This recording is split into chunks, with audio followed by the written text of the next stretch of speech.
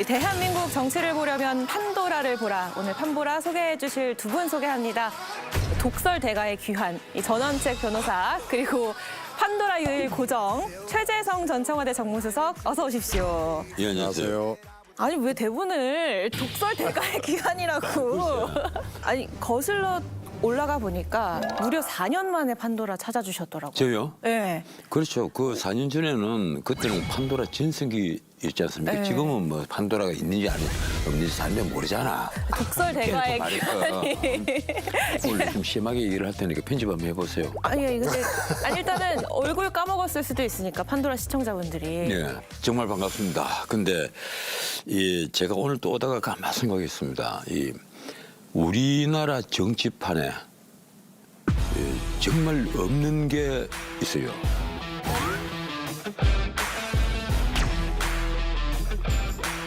머리털 없는 사람이 없습니다. 그러면 국회의원이나 정치판에 있는 사람들은 덩어리가 없을까? 아니겠죠. 다 가발을 쓰고 있다는 얘기예요. 거짓말을 하고 있다. 그렇잖아요. 갑자기? 그래서 제가 네. 이 판도라 이번에 다시 복귀를 하면서 뭐 또 한 번 나올지 두 번 나올지 모르겠는데 다음 나올 때는 가발 발표를 할까 생각을 합니다. 시청률을 높이기 위해서 내가 여기서 가발 발표를 한번 하겠다. 최초 공개? 그렇지. 오.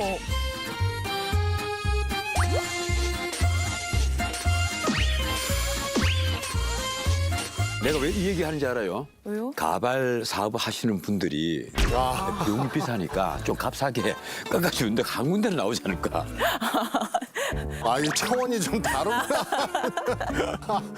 저는 정말 전혀 남다른 인식 체계, 그리고 흔들리지 않는 소신, 그리고 그 이면에 감춰져 있는 따스함, 독설의 귀환을 진심으로 환영합니다. 야, 진짜 그 이면에 감추어진 따스함, 그게 내가 감동 눈물이 지금 막 나올 판이었을 그 거야. 아무나 보는 게 아니에요. 그 고맙습니다. 따스함.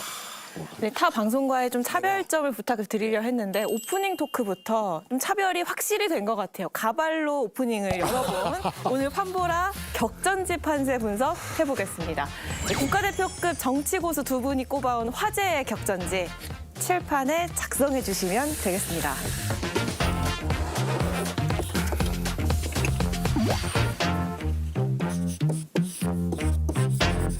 학교 강의를 내가 한 10년 넘게 했는데 이게 제일 좋아.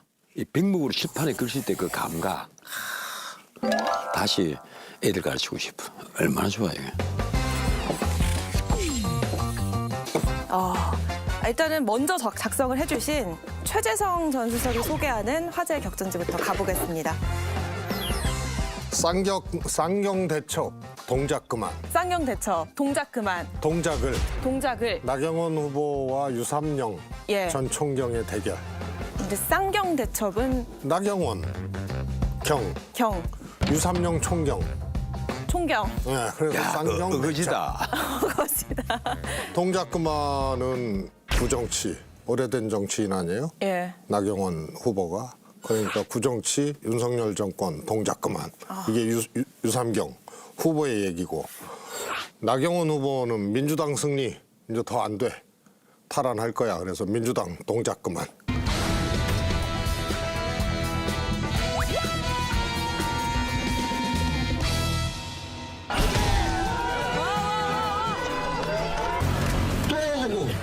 또 하고 자꾸 와서 마침내 동작을 확실하게 이기도록 하겠습니다.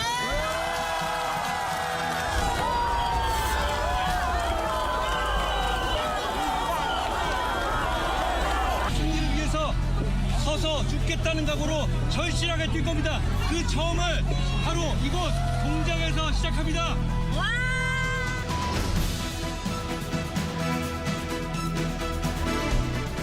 여기가 한쪽으로 표가 쏠리지 않는 스윙보터 지역이에요.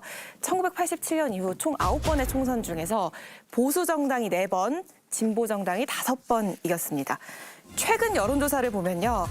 나경원 후보가 46.3%, 유삼영 후보가 45.9%, 0.4%포인트 초박빙이고요.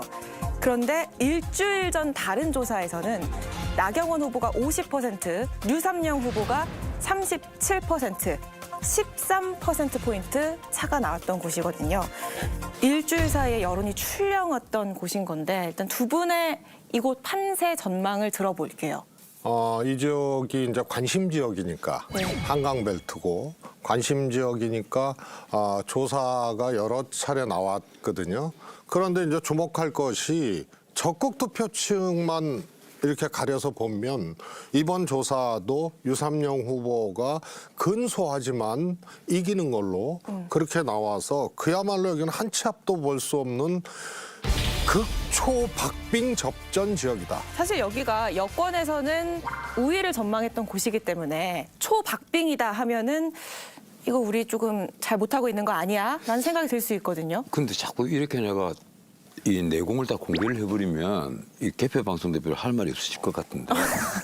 이 개표 사실은 방송 걱정까지. 지금 현재 이번 선거가 대통령의 그 중간평가란 말이에요. 23개월 만에 투표를 하는 겁니다. 집권한 지 23개월. 제대로 딱 걸려드는 거예요. 그런데 이 중간평가는 사실은 권력 쪽에서 불리합니다.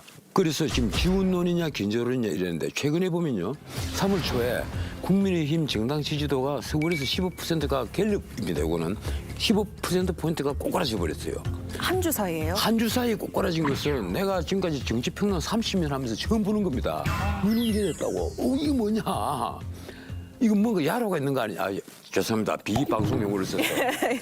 뭔가 있는 거 아니냐? 숫자가 튄 거 아니냐. 예. 네. 이랬는데 이번 주에 또 발표 보니까 9%포인트가 급상승을 했단 말이에요. 여기도 마찬가지입니다. 쫙 나경원 후보가 이렇게 좀 간격을 벌리고 있다가 이 15%포인트 꼬꾸라졌을 때 네, 쫙 네. 달라붙어 버렸습니다. 그러다가 다시 아마 이번 주에는 좀 벌어졌을 거예요. 아직 내 자료를 못 받아봤는데. 정당 저는 그렇게 지지도가 봐요. 벌려졌으니 후보 예. 지지도도 아마 벌어졌을 거다. 예, 이번 그 동작을 선거는요. 이재명 민주당 대표가 아마 굉장히 신경을 쓰는 선거구일 거예요. 이수진이라는 민주당에서 영입을 한 그리고 친명이었어요. 그분이. 그렇죠. 어느 날 그 자리에 전현희를 대입을 하고 추미애를 대입을 하고 막상 이수진을 속 빼고 여론조사를 했단 말이에요. 네. 이러니까 이게 뭐냐. 그리고 이수진이 폭발을 해버렸죠. 사육과 비리, 모함으로 얼룩진 현재의 당 지도부의 결정에 분노를 넘어 안타까움까지 느낍니다.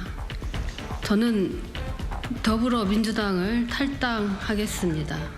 지금 만약에 여기에서 류삼영이 큰 차이로 나경원에게 패배를 한다면 이재명은 변명할 길이 없어집니다. 책임론이 갈 수밖에 없다. 그럼요. 그래서 이재명 대표는 아마 앞으로 투표를까지 최소한 이곳을 자기 개항을 또 바쁘지만 예. 이곳에 두세 번은 갈 거다. 아, 내가 3번 정도는 간다고 봐요. 우리 4개 한번 할까? 3번도 갈 거로 봐. 왜 해야 되죠? 재미잖아. 이렇게 4개 하면. 아니 근데 그럼 말씀하신 거는 정당 지지율과 이 지역의 후보 판세와 연동이 되어 있다. 정당 지지율도 굉장히 중요합니다. 네. 그런데 민주당 지지율이 소폭 상승한 거는 맞거든요, 최근에. 그런데 각 지역별로 후보들 대결 구도 여론조사를 하게 되면 굉장히 충격적이다 싶을 정도로 민주당 후보들이 앞서 나가거든요. 그럼 정당 지지율은 박빙인데 정권 심판론이 비등해지면서 후보 지지로 지역별로 이제 이게 이전되는 이런 거지 정당 지지율을 갖고 민주당 후보들이 조사상에 선전을 하고 있는 거는 아니다. 국민의힘은 반면에 정당 지지율을 후보들이 그대로 먹고 있어요. 거기에 그치고 있는 거죠. 그래서 이게 굉장히 지금 특이한 어떤 현상입니다. 지금 우리가 고민하고 있는 게 바로 그거예요. 뭐 우리가 네네. 내가 내 지식으로 보기에 이게 좀 이상하다. 왜 그런가 하면 아군들이 유리하게 해석을 하는 보수 쪽 평론가들도 하는 말이 우리가 서울에서 이긴다고 보이는 지역구가 10개밖에 안 보인다. 10개밖에 안 보인다는 거예요. 근데 민주당이 이긴다고 보이는 곳은 20곳이 넘는다. 이게 무슨 일이냐. 왜 전체적인 정당 지지도 혹은 대통령에 대한 긍정평가 그리고 정권 견제론이냐 지원론이냐 이런 데이터하고 왜 연동이 안 되느냐. 그 말은 두 개 중에 하나겠죠. 하나는 통계 오류거나 또 하나는 후보들을 잘못냈다. 공천 실패다. 그 얘기잖아요. 그 보니까 후보들을 잘못 냈다기보다 4년 전 21대 총선 때 그 나물에 그 밥을 그대로 갖고 왔다. 감동이 없다. 새로운 게 없다. 예, 언론에서 하도 감동이 없다. 그러니까 솔직히 제가 감동을 좀 하는 부분이 있어도 감동이 있다고 얘기를 못 하겠더라고요. 그냥. 나름대로 감동을 받았어요. 아까 여기 나왔던 태태 브라더스 있잖아. 예. 김승태가 한동훈이 그 칼질에 승복을 하고 그래 나 그만할게. 근데 그때 진짜 감동을 받았어요. 그런데 김승태가 국민의힘을 살렸다. 막 그렇게 감동을 받고 있는데 신문에 감동이 없는 공천이다 이러니까 아니요 감동이 있는데요 이 소리를 못 하잖아요. 우리 같은 사람이 마음이 약하니까. 뭐 어떻든 나경원은 정치적 거물입니다. 원내대표도 지냈고 당대표 출마도 했고 그런데 유삼영은 처음 보는 사람이잖아요. 두 사람만이 딱 대입을 해놓고 야 누구 선택할래 이러면 지명도라 물어보나 우위에 있을 거란 말이에요. 그런데도 왜 비싸게 나오느냐.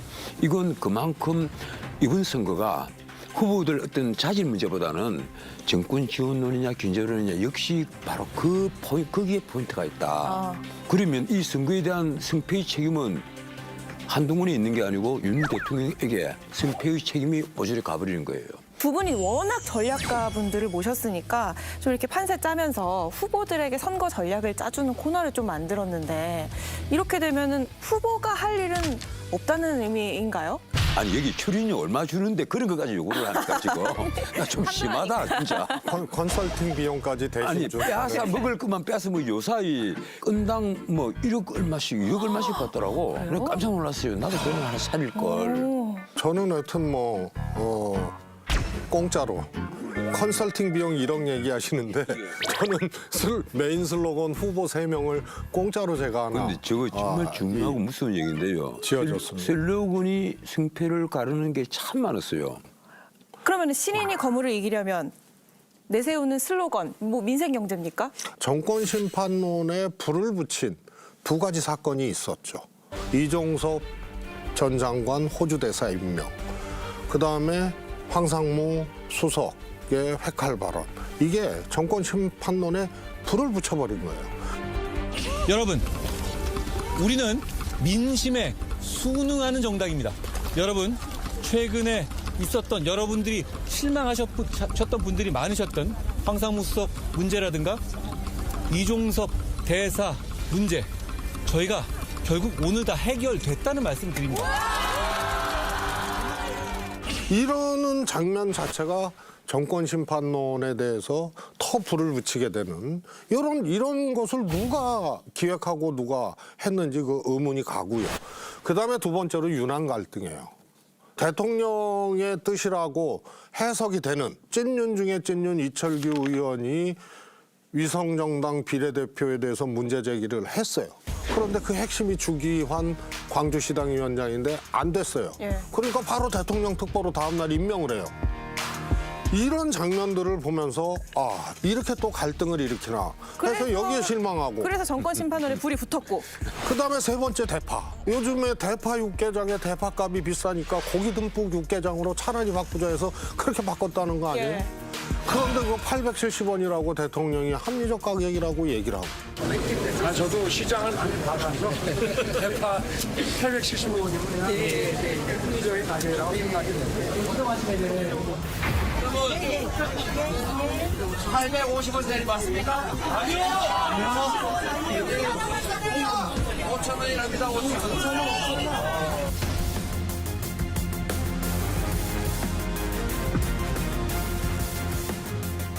이런 장면이 거의 실시간에 지금 동시간에 일어나고 있기 때문에 이거는 정권 심판론은 사과할 수도 없고 해결할 수도 없는 거기 때문에 후보들은 예. 유삼영 같은 후보들은 이 정권 심판 정권 견제론에 내가 어떤 역할을 하겠다.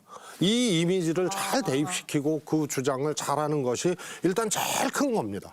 정권 심판에 앞장서겠다.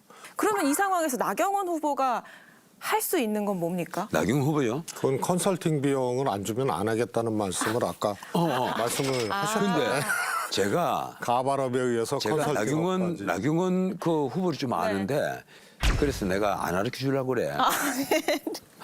아니 여기 전략을 줬으니까 여당도 줘야죠 전략을. 아니 근데 제가 보기에는요. 그 지금까지 유삼영 후보가 계속 근접을 하다가 떨어지고 붙었다가 떨어지고 했는데 이런 경우는요. 일반적으로 그 쫓아가는 추격하는 후보가 이기기 힘듭니다. 그런데 다만 하나 이 전체적인 판도가 가령 정부 견제론이 정부 지원론을 아주 크게 압도를 해버린다거나 이러면 그 바람에 휩쓸려 갈 가능성은 있어요. 하지만 제가 그런 것보다는 아마 이번에는 야 누가 이 나라를 구할 것인가 어느 세력이 이 나라를 구할 것인가 아마 이 서울 시민들은 거기에 더 초점을 맞출 것이다. 네.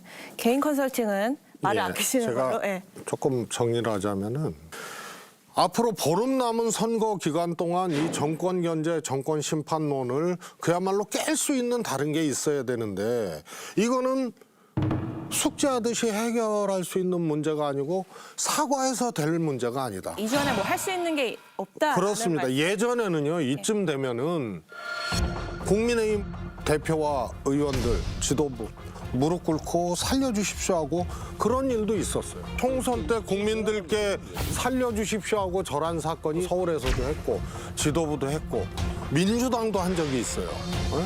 이쯤이면은 그냥 엎드려야 되는데 그것도 지금 안 보이는. 잠깐만 또 6분 쓰세요. 3분이라도 해야지. 양쪽의 어차피 시각차는 다른데 어쨌든 정권 심판론이 불이 붙냐 아니냐에 따라서 판세가 이렇게 엇갈리는 거는 다 동일하시는 것 같아요. 그래서 이번에는 전원책 변호사님이 소개하는 화제의 격전지. 서울 중성동갑. 예, 그 중성동갑. 국민의힘의 윤희숙 후보 그리고 민주당에는 나하고 한글 종수인 전현희 전 의원이 붙는 사건인데 그래서 언론에서는 뭐 여전사들끼리 대항이다 이러는데 제가 보기에는 그게 아닙니다. 한쪽은 원더우먼, 한쪽은 여전사.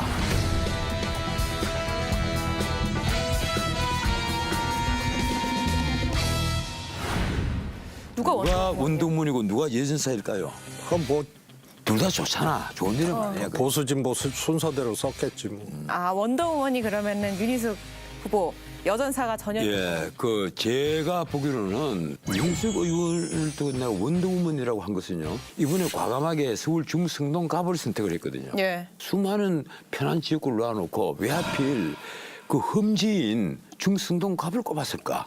그때 임종석이 돌아온다고 그때는 판단했을 텐데 윤희숙은 내가 보기로는 더 큰 꿈을 꾸고 있다. 이 여전사 를 넘어서서 내가 원더우먼이라고 한 이유는 더 큰 꿈을 꾸고 있다는 거예요. 네, 이 지역이요. 19대 총선부터 민주당 내리당 당선으로 이 진보 텃밭으로 분류가 됐는데 최근에 뭐 서울시장 보궐선거, 뭐 대선에서는 국민의힘이 뒤집힌 지역으로 알려져 있죠. 일주일 전 다른 조사에서는 전현희, 윤희숙 39% 동률이었어요. 그런데 최근 MBN 여론조사에서는 전현희 후보가 43%, 윤희숙 후보가 34%로 조사됐습니다. 판세 어떻게 전망하십니까? 조금 저는 진단이 다른데요. 이 중성동 갑 지역이요. 민주당의 황금 지역구가 아니에요. 완전 텃밭은 아니다. 서울에서 강남벨트 빼고 그다음에 용산 성동구입니다. 민주당의 득표율이 안 좋은 지역이. 지난 대선 때 강남벨트 빼고 용산 다음으로 민주당의 득표율이 저조했던 것이 성동구예요.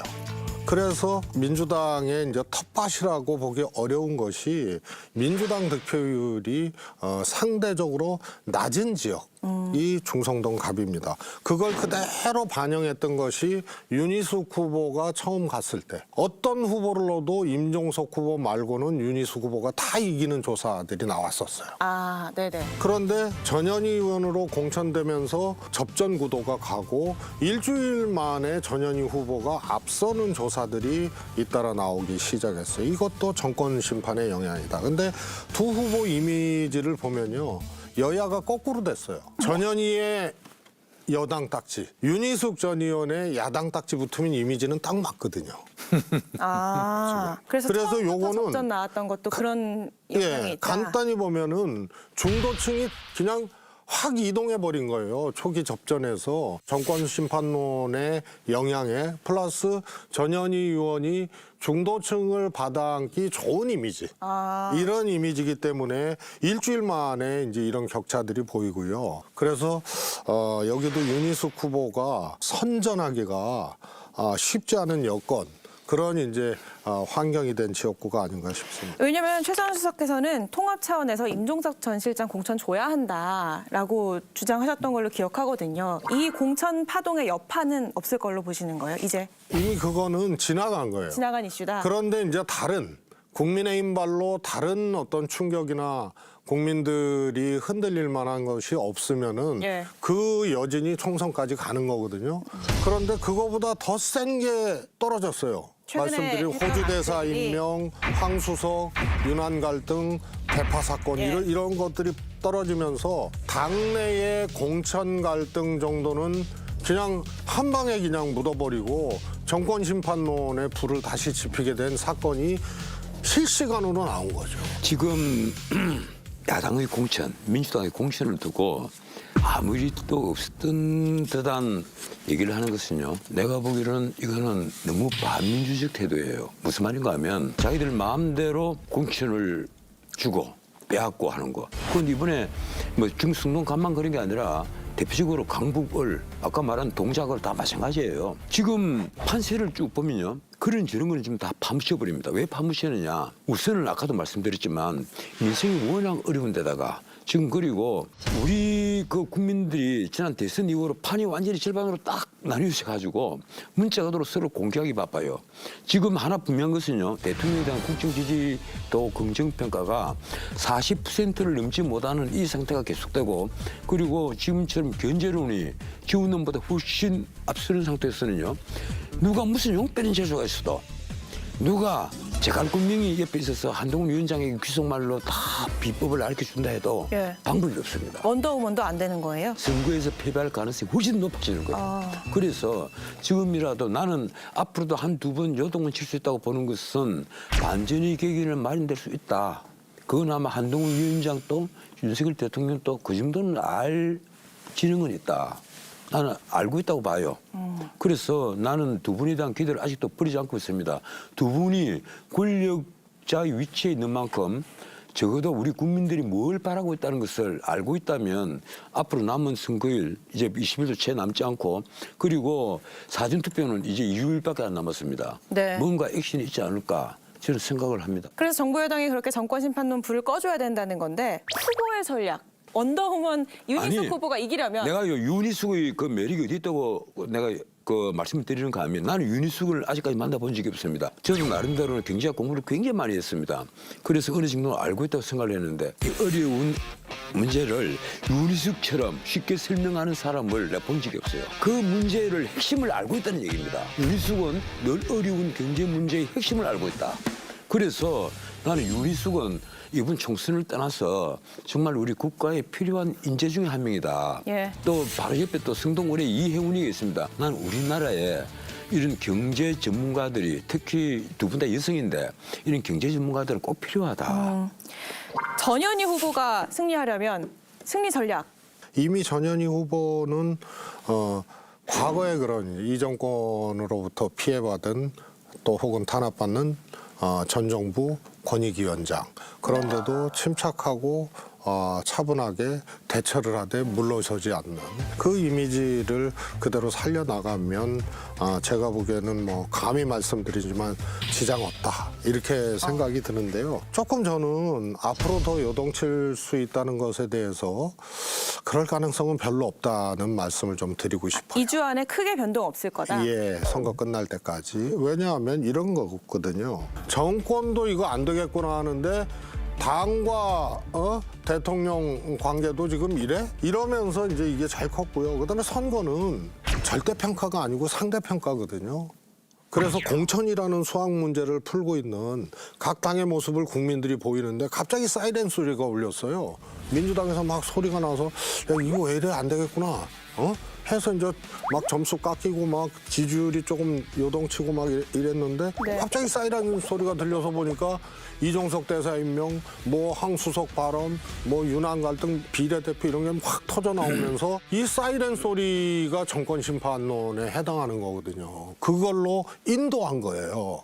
그래서 이게 어렵다. 그러면은 안 그래도 역대 정권 중에 가장 저지지율이 장기화되고 있는 이 윤석열 정권이기 때문에 2년도 안 된 1년 11개월 만에 총선 치르는 거거든요. 윤석열 대통령 취임하고 1년 11개월 만에 정권 심판 선거가 됐으니까 회고적 투표로 강하게 작동하는 거예요. 저 이번에 좀 순서를 바꿔가지고요. 전원책 변호사가 꼽은 화제의 격전지로 가보겠습니다. 변호사님, 이번엔 서울 벗어난 거죠? 예, 문재인 전 대통령이 있는 양산. 그 중에서 이제 전 경남지사 두 사람이 붙죠. 김두관 그리고 김태호.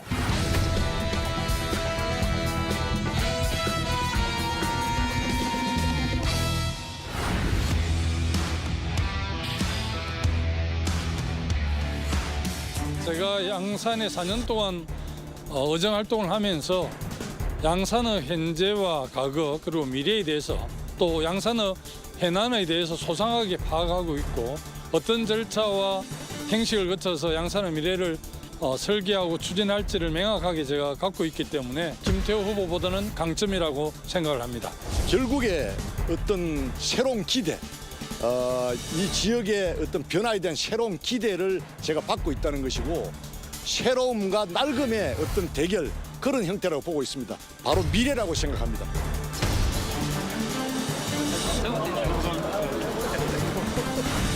두 사람이 붙는데 이건 두 분 다 늘 그 차기 주자로 거론이 되잖아요.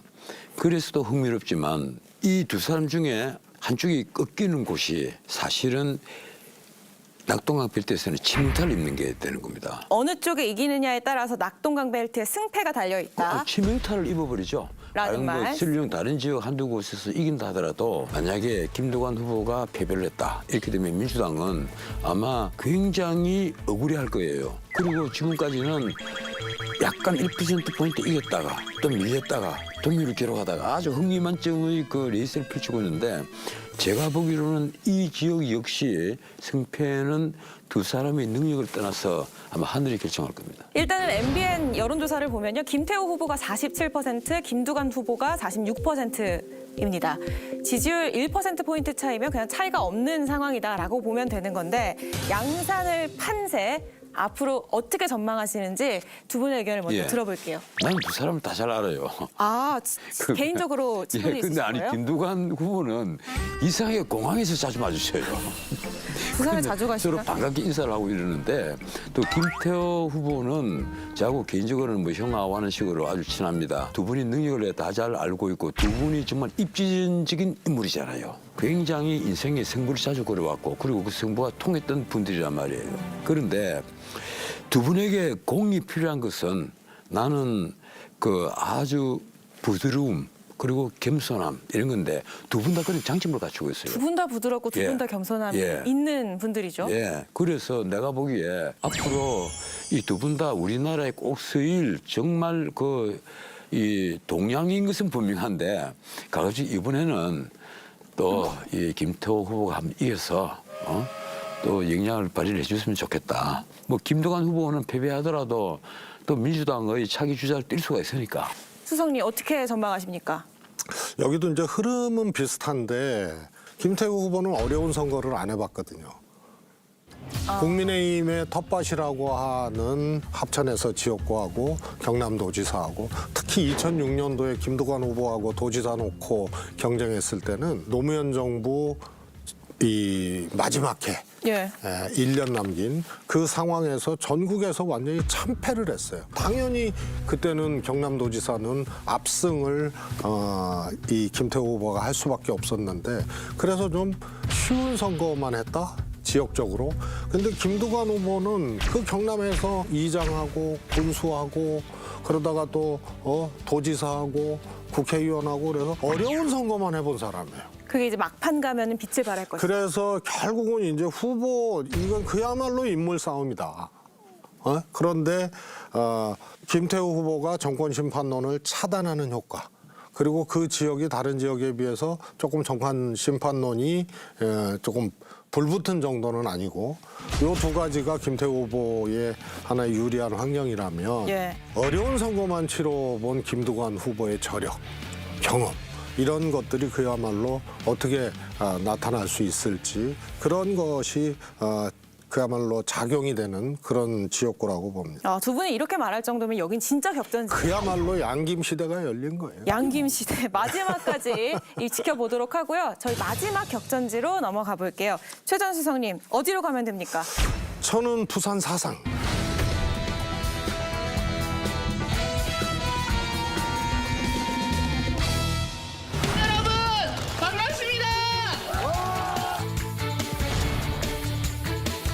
거창하기만 한 포퓰리즘 정책이 아닌 기본부터 강한 사상구 프로젝트를 힘차게 가동시키겠습니다. 다가오는 22대 총선, 사상 구민과 함께 낙순물이 돌을 뚫듯 변화하는 부산 사상을 향해 함께 달리겠습니다. 김대식의 모든 역량을 통해서 행정 중심, 문화 중심, 경제 중심, 생태 중심, 복지의 중심의 도시로 만들겠습니다. 김대식을 위한 우리 사상의 모든 것을 쏟아붓겠습니다.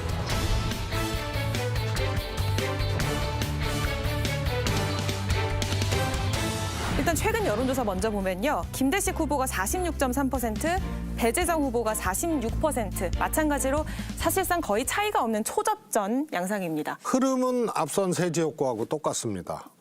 배재정 네. 후보가 좀 차이나게 뒤지고 있다가 접전으로 지금 가게 되는 이런 흐름을 보이고 있고, 적극 투표 의향층에서는 또 가려보니까 배재정 후보가 앞서질 못해요. 그래서 앞선 세 지역하고는 조금 다른 양상을 보이고 있는 지역이라서 정말 초초 접전이 예상되는 거고요. 여기는 또 문재인 대통령이 국회의원 하셨을 때 지역구이기도 하고, 그 지역구를 배재정 의원이 이어받아갖고 연패를 했거든요. 그래서 장제원이 불출마한 지역, 문재인 대통령의 지역구였던 사상구. 그런데 지금은 초접전. 초접전. 얼마나 정말 초접전? 예측하기 어려운 지역. 정권 심판론에는 47.2%, 정부 지원론에 48.4%, 심판과 지원론도 지금 비등비등한 상황이에요. 지금 그 낙동강 빌트 5개 지역, 이게 다시 이제 논란으로 떠오르고 있는 게,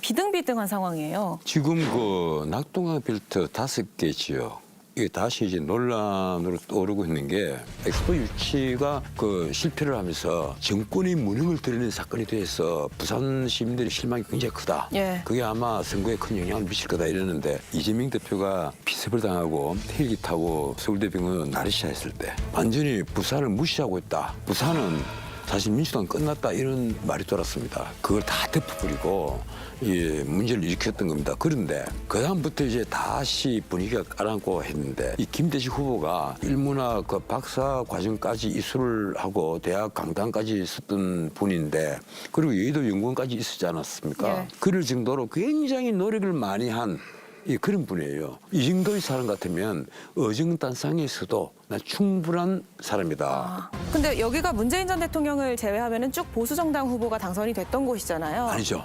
아닌가요? 얘기가요. 이 누가 당선되고를 떠나가지고 예. 부산의 사상, 사하, 그리고 부산 북구 이런 건 대표적으로 흠집입니다. 그리고 양산과 김해. 이 5개는 노무현 대통령과 문재인 대통령 때문에 더더군다나 상대방의 성지처럼 되어 있고, 그래서 가령 부산의 해운대 이라면 거기는 뭐 보수의 텃밭, 서울 같으면 강남 서초지만 여긴 텃밭이 아니다. 여기는 텃밭은 전혀 아니에요. 영남이지만. 예. 그래서 이 지역구를 마지막으로 다 탈환을 해야만 PKTK를 완전히 보수 바람이 불도록 만드는 것이다, 이런 평가를 받는데, 나는 공관위원장이 처음에는 왜 거기에 보수에서 좀 유명한 정치인들, 중진들을 차라리 내리꽂지를 못할까, 이렇게 생각을 했는데, 의외로 김대식 후보가 나는 괜찮은 사람이다. 자유민주주의와 시장경제, 이 두 개의 이념을 철저히 존중하는 그런 사람입니다. 이거 알면 알수록 이 사람이 진국이에요. 배재정 의원을 이기고 의정단상에 들어가면 앞으로 제 역할 하나만 확실히 할 분이다, 그렇게 봅니다. 여기는 민주당을 기준으로 보면 험지입니다. 그래서 해운대 사상이 대표적인 험지고요. 문재인 대통령도 당시에 노무현 대통령 비서실장하고 그야말로 지명도 인지도 뭐 이런 건 이미 굉장히 알려진 상태에서 2012년도에 알려졌음에도 불구하고 혜성과 같이 등장을 해서 박근혜 비대위원으로 영입했던 예. 손수조 후보하고 근소한 차이로 이겼어요. 그래서 민주당 입장에서는 안 좋은 지역인데요. 지금 전반적인 판세도 부산이 디비진다고 할 정도로 민주당 후보의 약진이 최근 일주일 동안 아주 두드러진대요. 그래서 9군데 중에 민주당 후보가 앞서고 있는 지역이 조사마다 조금 다르지만은 60-70%가 돼요. 많이 나오는 데는 7군데. 그런데 여기 정권 견제론하고 지원론하고 비슷하잖아요. 46대 48. 예. 그게 이 지역의 현주소입니다. 이렇게 전국이 정권 이 심판론이 비등하고 있는데 이 지역만 지원론과 견제론이 비슷하다고 한 정도면 정권 심판론이 쫙 유권자들을 관통하고 있지는 못하는 지역이다. 뭔가 방어벽이 있다. 이거는 이제 그만큼 보수적인 데라는 거죠. 그래서 민주당 험지다 했는데 지난 총선에서 더불어민주당 5석, 국민의힘 4석, 9석이 낙동강 벨트 그렇게 결론이 났는데 이번에 10석이거든요. 두 분 오랜만에 판스트라다무스 설명 없이 몇 대 몇 예상만 하고 저희 마무리를 해볼게요. 앞으로 나는 한두 번 더 요동을 친다고 보는 내 입장에서는 희망사항을 말씀드릴 수밖에 없어요. 10대 뻥. 10대 빵. 예.